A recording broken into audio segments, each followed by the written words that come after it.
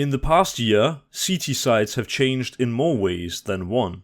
At the two most recent majors, seen here in the picture, Stockholm on the left and Antwerp on the right, we see that almost every single map in the current map pool is CT sided. And the ones that are T sided are only T sided by about 0.5%.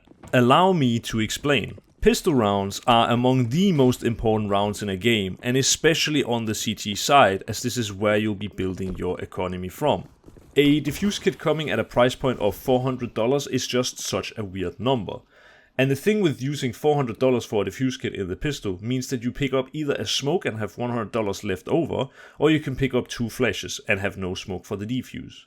This is the same problem we saw with the dual Berettas, and now that they've been adjusted to $300, teams are choosing to pick them up more, since you can now drop 2 dual Berettas or you can pick up a dual Beretta and a smoke and a flash. So while the price decrease does not seem like a lot, it makes teams pick them up far more than before.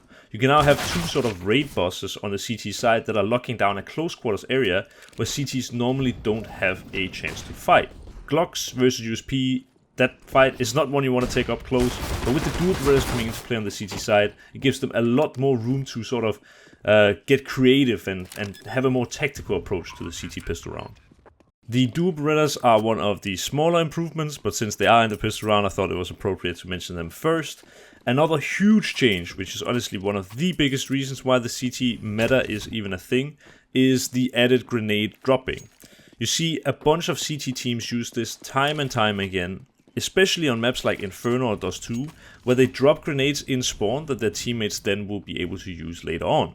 This is obviously a change that is an added bonus for both sides of the coin, but we do see the CT teams benefiting from it the most, as they are able to take their utility to one side of the map, leave it there, and then go to the other side of the map where they were potentially originally playing or where they want to be rotating over towards, stacking heavily on that bomb site and then leaving just 1 or 2 guys with added utility on the other side of the map. On Inferno, for example, this is hyper important since the B side of the map is typically the hardest to defend without utility, and having a full extra utility set just is such an improvement. The key pieces of utility on Inferno are the HE, the smoke and the Molotov, shown by Refresh in this clip.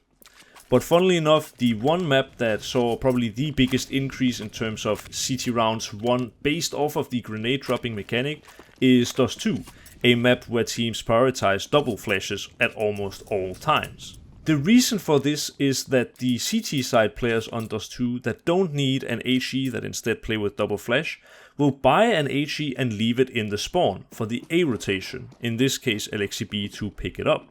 The A rotation on Dust 2 is the most central role. He will typically be starting out his rounds early towards long, but then later going to short or down to mid. The rotation from long and short over to mid is through the CT spawn, where all these HE grenades are found.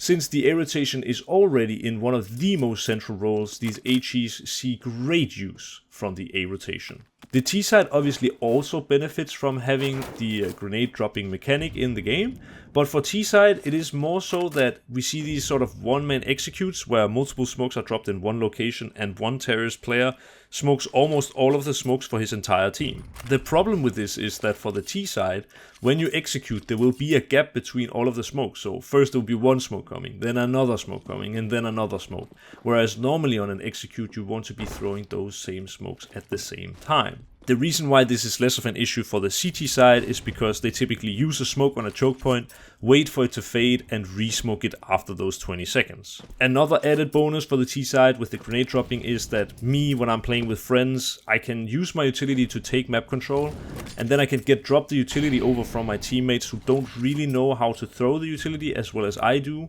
and don't know as many lineups for smokes and for flashes and so on.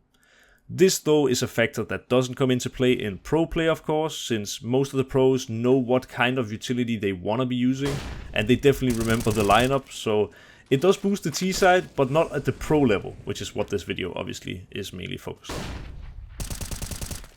I have now covered the dual berettas and the grenade dropping. Now on to the final piece of the puzzle. It is obviously the M4 changes that happened back in September of 2021, almost a year ago, where the M4A1S in particular saw a huge damage boost that CTs are now enjoying very much. The reason the silenced M4 has had such a big impact on a game of CSGO is because of the spam through smokes.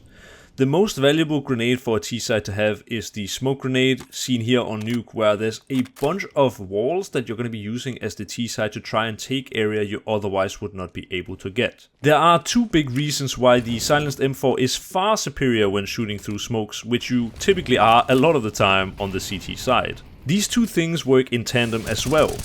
Having a silencer on your gun makes it so your gun is less loud, and then makes it harder for the Ts to discern your exact location using sound. Not only that, but having a silencer on your gun makes it so that no bullet tracers come through the smokes at all. This means that the Ts can't use vision either to locate you through the smoke. Every map in CSGO will have some key choke points that you have to smoke off to kind of move past it.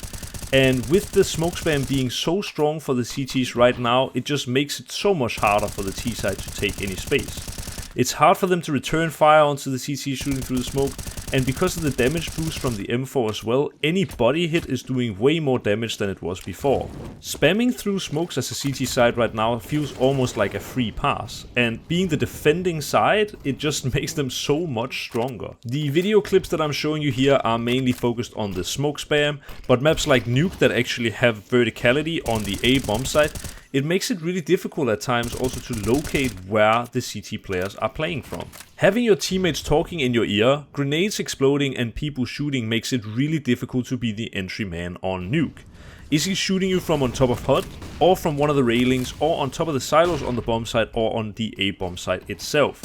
You can barely hear the silenced M4 shooting in a vacuum. With so much noise on the map at the same time, how are you going to be able to locate his position in 1 second? I have seen pro teams fail to locate where the first guy is being shot from, and them running out onto the A bomb site and just keep getting shot in the side or in the back.